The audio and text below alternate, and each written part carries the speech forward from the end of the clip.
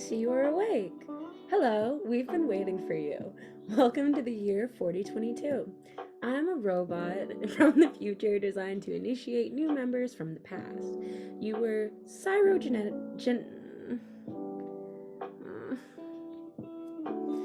These words are too hard.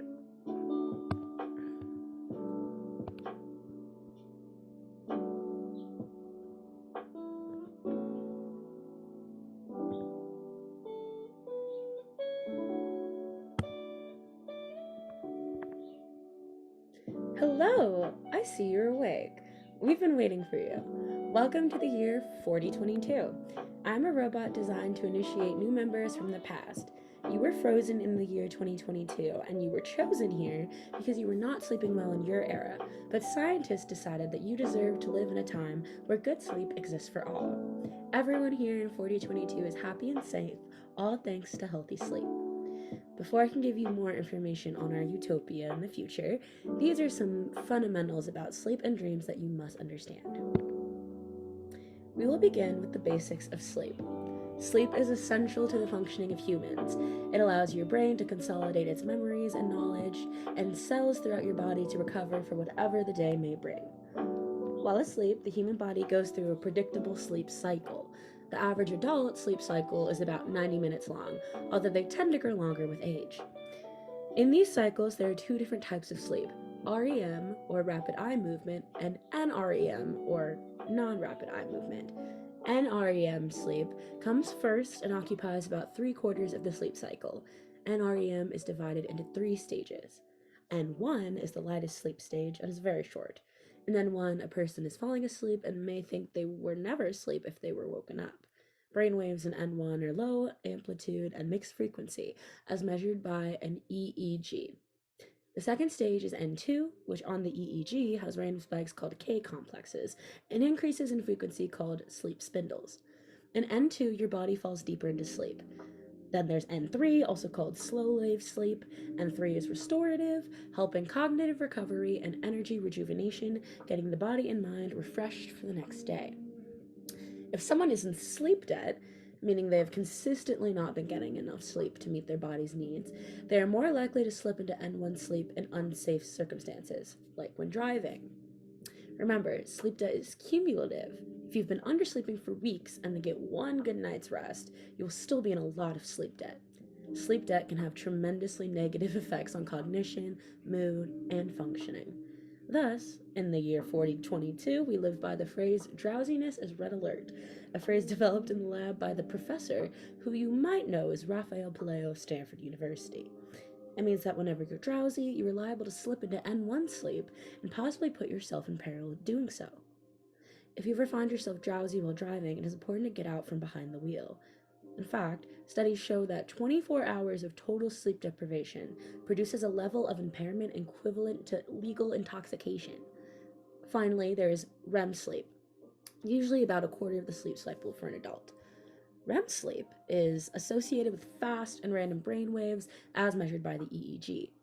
REM brain activity is almost like an awake person, yet the body is unresponsive, aside from rapidly moving eyes. Some believe that those who are visually impaired cannot dream, thinking that the eyes are essential to dreaming, but that's false, as visually impaired people do dream, although the content of their dreams may be more focused on their non-visual senses. Another common misconception about REM is that babies have less of it than adults. But in reality, about half of babies' sleep is REM, meaning that babies dream even more than we do. Now we're going to talk about sleep rhythms. And there are larger rhythms that dictate the body's need for sleep and impact how well we feel throughout the day. Generally, human bodies have 2 processes involved here: homeostatic sleep drive and the circadian biological clock. Homeostatic sleep drive refers to the increasing need for sleep that your body experiences throughout the day. As sleep is restorative, your body signals to you that you need this time to recover by making you sleepier as the day progresses. The homeostatic drive is lowest when you wake up in the morning and highest just before you go to sleep at night. Meanwhile, there's also the sleep and wake rhythm created by the circadian biological clock, which is controlled by the suprachiasmatic nucleus, or SCN, in the brain. The SCN is located above the intersection of the optic nerves within the hypothalamus. Robots have trouble pronouncing words still. The SCN integrates light information from your eyes in order to try to predict when your body should rest and wake. This is different from the homeostatic sleep drive, which is reactive. Next, you must understand sleep disorders. It's important that we discussed common sleep disorders of your time for context here in this utopia. One of the most prominent sleep disorders was insomnia, where an individual struggles to get enough sleep for any number of reasons. Insomnia is a symptom that becomes a syndrome, meaning that sleeplessness may start as a side effect of life stressors or other factors, and then persist, becoming its own issue. Insomnia has a lot of misconceptions around it, but really it's a health condition as real and painful as any other. In fact, the disorder in insomniac sleep can be scientifically measured by the Multiple Sleep Latency Test, or MSLT, which measures the time it takes for a person to fall asleep in consecutive attempts. The MSLT was developed at Stanford and was a helpful tool for many types of sleep disorders.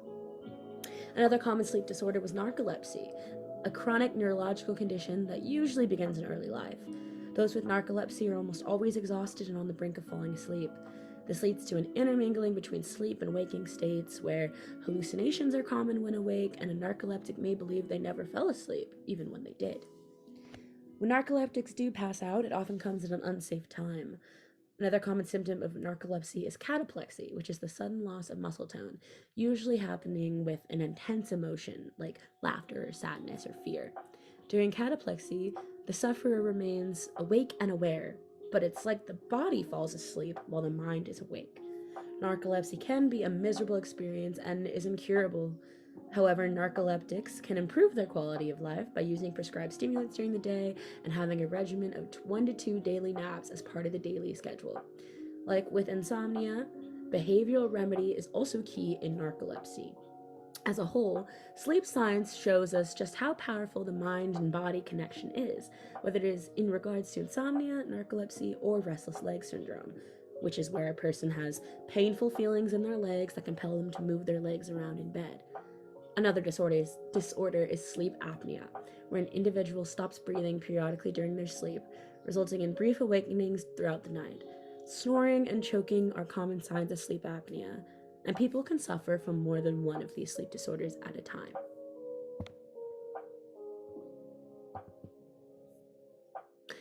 That's all